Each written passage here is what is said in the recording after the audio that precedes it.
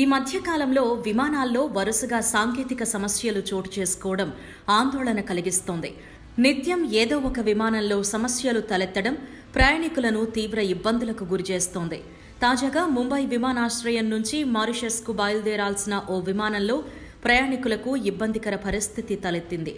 అయితే ఆ విమానంలో మెకానికల్ లోపం కారణంగా ఎయిర్ కండిషనర్లు పనిచేయలేదు.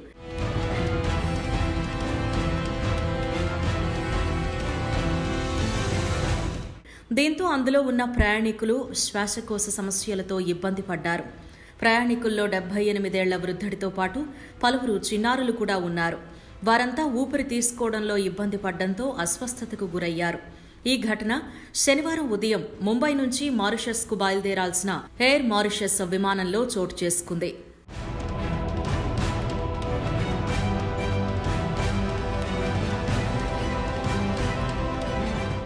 అయితే air Mauritius aviation organisation MK749 విమానం ముంబై విమానాశ్రయం నుంచి మారిషస్కు ఉదయం 4:30 బయలుదేరాల్సి ఉంది.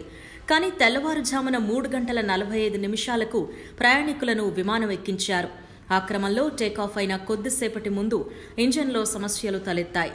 ఆ క్రమంలో దాదాపు 5 గంటలకు పైగా ప్రయాణికులు విమానంలోనే ఇబ్బందులు ఎదుర్కొన్నారు.